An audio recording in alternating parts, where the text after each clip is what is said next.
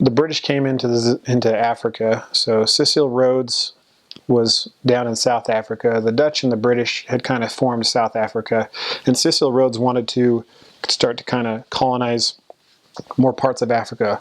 So Cecil Rhodes went north, and he went up into what is now Zimbabwe and Zambia, which then was called Southern Rhodesia and Northern Rhodesia. And then Malawi, as was called Nyasa land.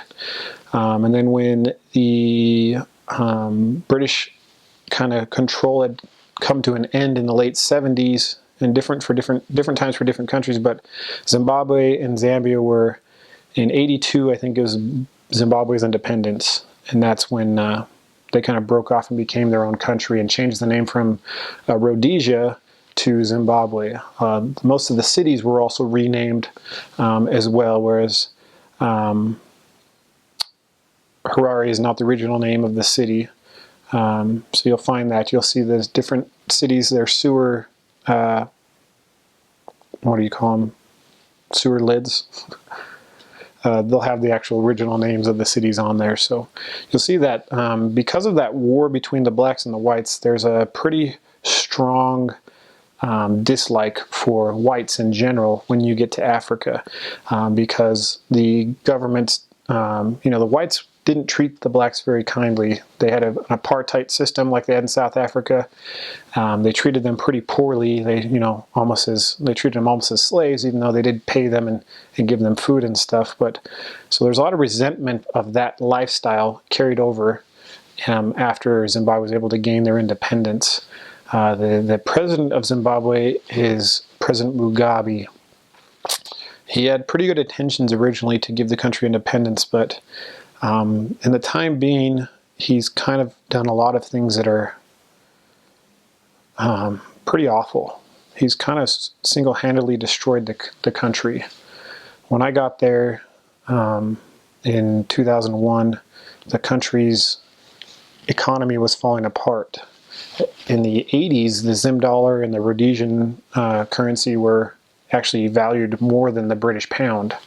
So when I got there, the currency was about, for every US dollar, you'd get about 250 Zim dollars. When I left, it was one US dollar to, I believe, about $30,000. And then in sequential years, the currency had not just gone into inflation, they call it hyperflation, to where it was getting $1 to $1 trillion. So actually I have some missionaries that were there after me, and they brought me back $1 trillion Zim dollar notes. So the country's economy is in a wreck. And this is what's caused so much humility among the people, is they really don't know if they'll have a plate of food tomorrow, because the country is in turmoil.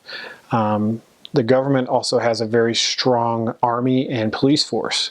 So people aren't allowed to have weapons. And so the people aren't able to revolt, or else you probably see more of a revolt among the Zimbabweans like you see in Eastern Africa, where they have a lot of civil wars, and even up in Western Africa, in Uganda and places like that, where the people revolt more. But I think it's almost, a blessing for the gospel to go there, because even though the people can't revolt and they can't arm themselves, they're very, very humble. And I almost wonder if they had weapons, if they would revolt, because the Zimbabweans are a very humble people, and they're a very loving people. So you'll see that quickly, that if you are a white person, they don't come across very many Americans or Europeans. They come across some white Africans or Rhodesians, but there's a pretty strong hatred there. So the first thing you're trying to do is break down that barrier of, hey, yeah, I'm a white person, or I'm a European, or even you had Polynesians, elders that were there to help them understand that, yes, I'm here, but I'm also here for the gospel, to talk about Jesus. I'm not from around here.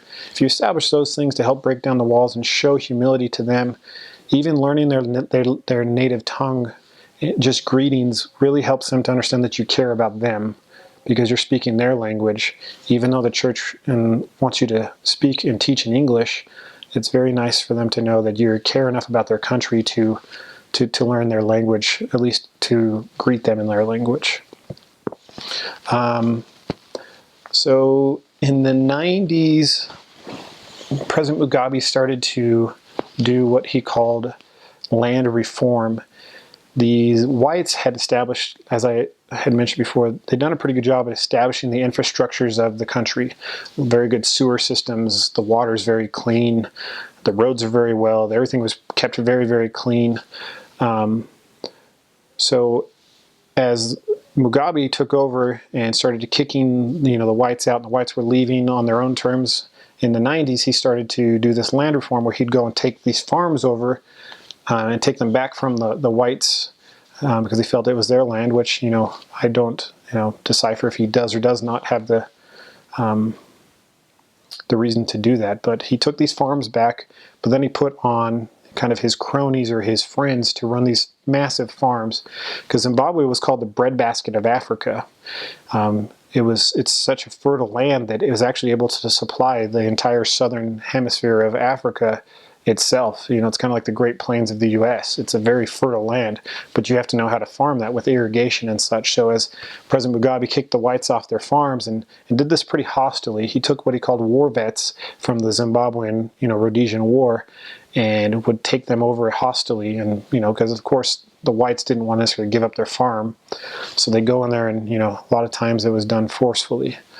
So as he put his, war vet friends on these farms that didn't know how to farm, the country's resources were now being depleted to where they stopped exporting goods. So this causes the hyperinflation because they now have no exports.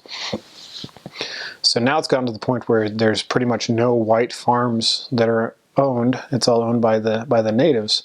But unfortunately, they haven't been able to keep those farms producing. So now Zimbabwe is barely able to produce enough food for itself. So there's a lot of foreign aid there. When I was a missionary, the country started running out of food. So you'll see food shortages. Hopefully they've stopped having those, but it got so bad while I was there that the church had to start flying in food boxes from LDS charities that were full of rice and beans because we really couldn't even go to a store and buy food. So that was pretty hard to go through those experiences, to see people literally, starving for lack of food.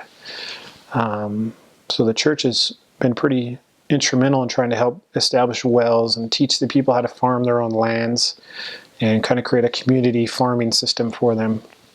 So that's kind of what's going on now, and that's why the economy has crashed, is because of the takeover from one power to another. And that's why there's so much poverty there. It's because of the president lives in a palace in Harare and kind of hoards all the money. They have a strong tobacco product that they try to export, so they do export tobacco and things like that as well, but even that's been diminished since they've taken over the farms of tobacco. There's a lot of minerals there. They used to act like there wasn't diamonds in Zimbabwe, but forever we used to wonder how was the army able to produce and to have enough infantry and cars, and because the government has very nice vehicles, and you wonder how does this happen, the people have nothing. But it turns out they actually do have diamonds in Zimbabwe that they've been kind of keeping hush-hush so that people wouldn't try to come in and raid these diamond mines. So that's more in the mountainous areas in the eastern part of Zimbabwe. So there's a lot of turmoil when you go there when it comes to politicalness or political parties.